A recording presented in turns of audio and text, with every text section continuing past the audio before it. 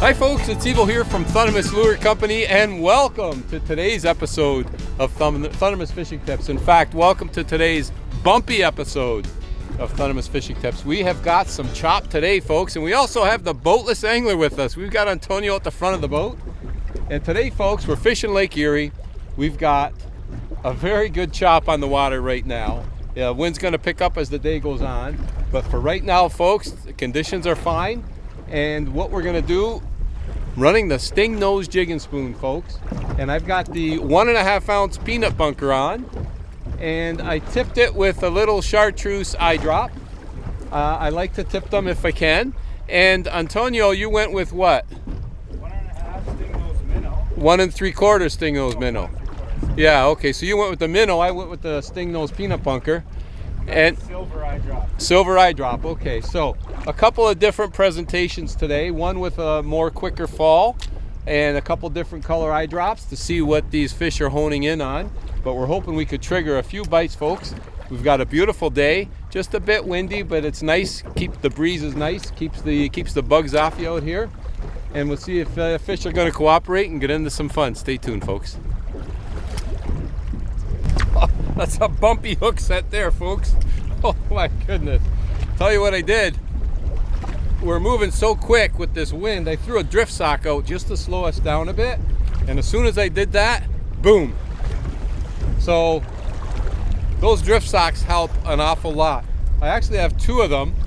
Sometimes I'll put one in the front of the boat, one in the back of the boat to slow me down even more. But right now that one is doing the job. So we're gonna stick with that. Question is, what do we got here? I got the net right beside me. I'm good, Antonio. Good? Yeah, no worries. I can land them. Assuming I can land them. Yeah, if he makes it to the boat, we shall see. So I will say, Antonio just caught a nice perch like a minute ago. A beautiful perch.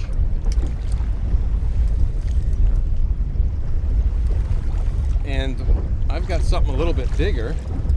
It's not fighting a lot, so it might be a walleye. I don't know. Or a sheephead, I don't know. We're gonna see, folks. It's Lake Erie, so I don't think it's a bass, because the bass would have started to work his way up. I see a lot of silver.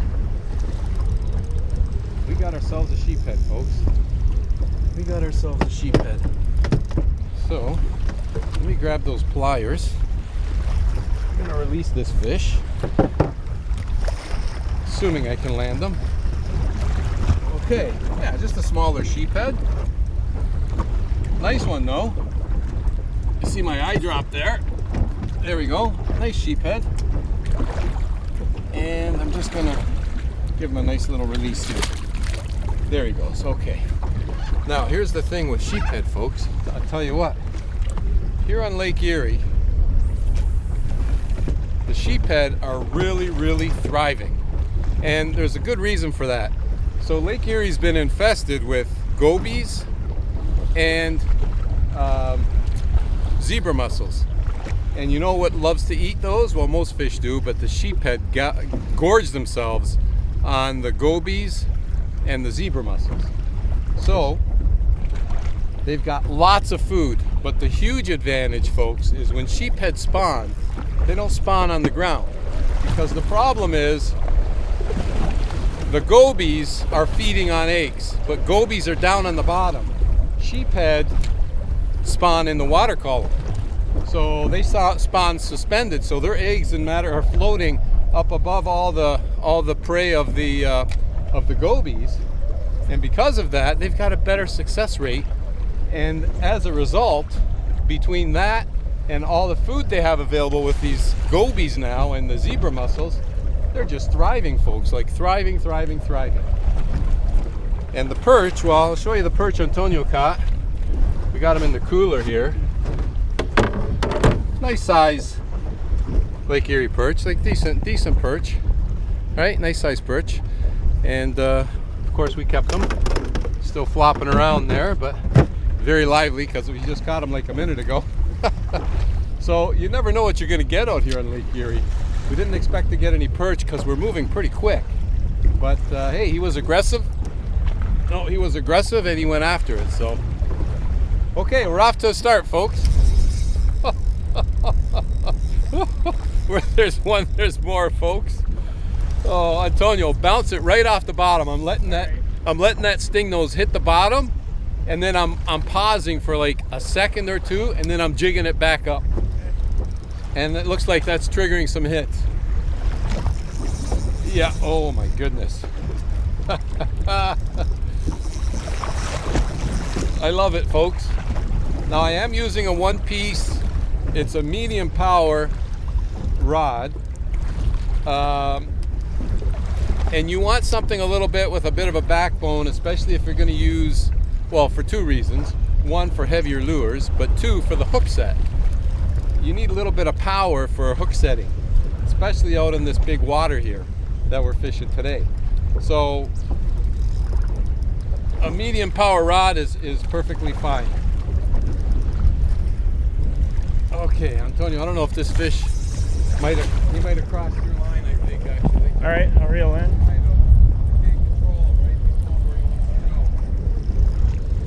Bigger than the last one? I think it is, yeah. This one's got a little more weight to him. But yeah, and then as far as the size of the lures, I said I'm using the 1.5 ounces, and Antonio's using the 1.75 ounces. We're gone so heavy because it's so windy and rough. You need that weight to help keep you down there. Otherwise, we could have downsized to 1 ounce or 3/4 ounce, you know, no problem. But under these conditions, we got to go a little bit heavier. So that's what we've done.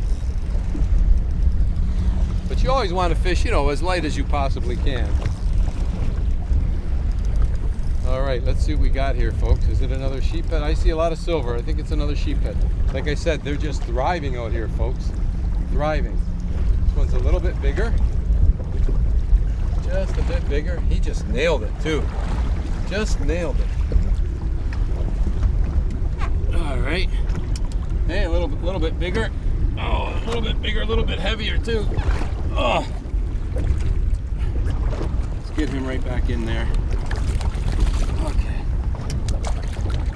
There he goes, and he took my eye drop. I'm gonna grab myself another one. Maybe I'll change the color. The chartreuse is working. Maybe I'll try a silver or a smoked. All right. That technique worked, didn't it? I tried your method. I'm on. That didn't take long either. It feels like it has no fight to it. Oh, you got a small sheephead. Wow. Okay. Good. Actually, that's a nice little eater size. You know that? Want to keep them? No, I don't want to keep them unless you want. But I'm just saying, those smaller sheephead are beautiful eaters. Good fish. Antonio and I put together a 3-part series on sheephead. Catching sheephead, cleaning sheephead, and eating sheephead. And in fact, folks, I'll put a link in the description for you if you want to check it out. Now, I also wanted to mention one thing as Antonio landed that fish. When you're jigging heavier jigs, if your wrist, I like to jig like this, with my wrist and my arm on the rod so that it's less tiring on the wrist. But if you're getting tired, the easier way is just to hold it up front here and a hand on the back, and then just jig it up and let it fall down. So it's kind of a two-handed jig technique when you're using heavier jigs, and it just takes a little bit of pressure off the wrist. So if you're using heavier jigs, keep that in mind. All right, let's see if we could trigger ourselves another hit. I did switch to a silver eye drop. I normally don't do that if whatever I'm using is working, but I want to see if the change of color might trigger a different bite from a different fish, like maybe a walleye or a bass. We'll see. Another solid hit. I don't know if you saw that hit, Antonio, or not, but he just nailed it. Strong hit. Feels like a bigger fish. This, folks, has got some weight to him. Whatever it is. Oh yeah, he's got some weight to him, folks. Now I switched up to that silver eye drop, but I guess I didn't have to, Antonio, because you're running the silver eye drop, right? So, oh well. Folks, I got something big here. It's either a big sheephead or a big walleye. One or the other. Not a bass. I don't think it's a bass. Because they typically come up, although my line is coming up a bit here. Now I don't know. I had a lot of line out there, folks, because with this drift, you're constantly letting line out to bounce that stingnose off the bottom. Constantly. But that's what's working, right? Bouncing it right off the bottom is triggering these hits.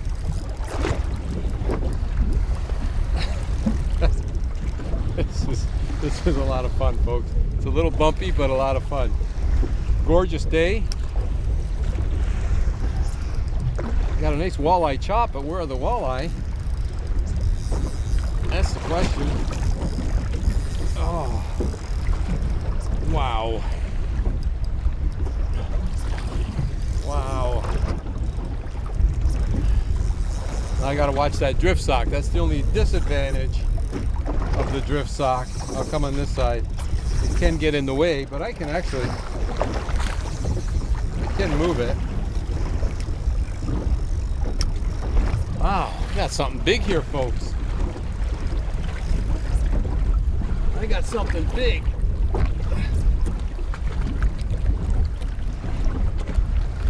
Get this drift sock.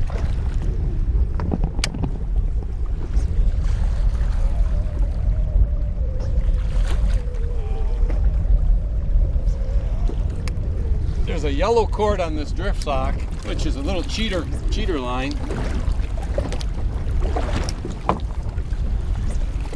That I can pull and easily bring this sock up. I don't want to let my line go loose or I'll lose this fish. There we go. Sock's out of my way. What on earth? Something big, folks. Big sheephead or big walleye. Whatever it is, he's got to be big. Little fish isn't going to fight like this. And he feels heavy, so. Still don't see him. He's staying down there, so I don't think it's a bass.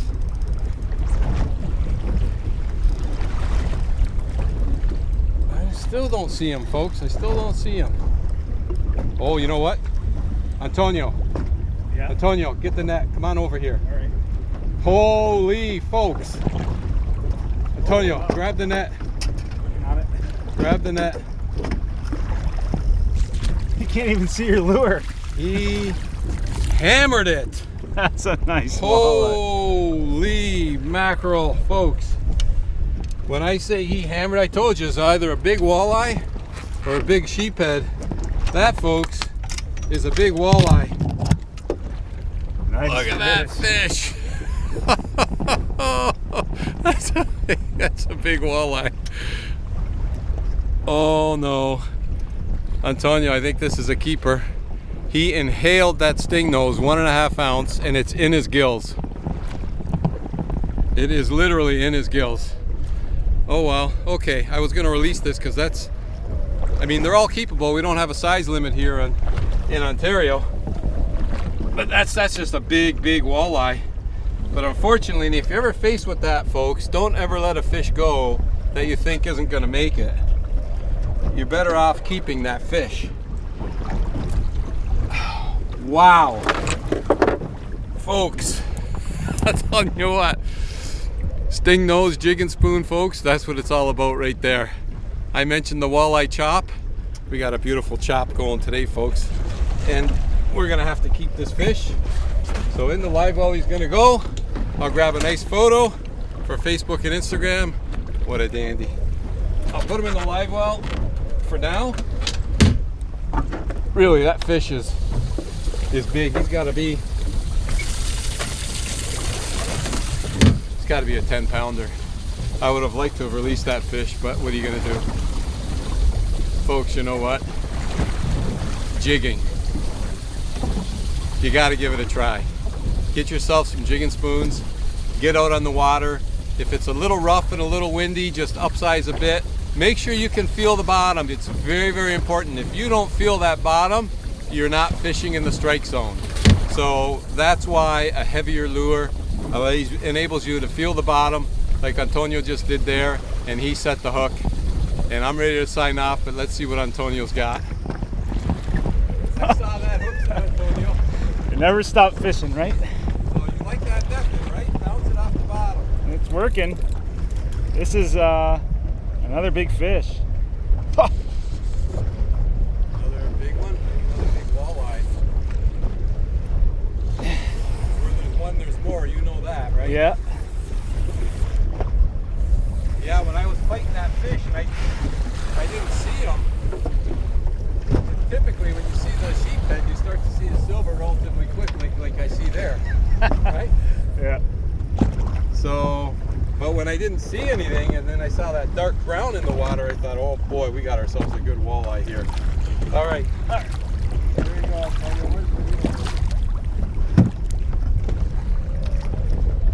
There you go. Oh, that'll be an easy releaser right there. You even need the needle nose? Probably not. I don't think so. Okay. There we go. Beautiful. Folks. Oh, good splash. What a day we're having out here today, folks. This walleye chop is on. I got my line wrapped around there a bit. We're going to get that off. But like I was saying, if you haven't tried it, give jigging a try. Use the proper weight. Use the proper lure. Get out there and have some fun. We're having a blast out here today, folks. Little bumpy, but we got all morning. They're not calling for heavy winds till the afternoon. So we're going to continue to enjoy this beautiful chop on the water and fantastic fishing. Wherever you're tuning in from, folks, I want to thank you ever so much for spending time with the boatless angler and I on today's episode of Thundermist Fishing Tips. And as always, folks, until next time, good luck and good fishing. What a fish. Unbelievable. What a fight.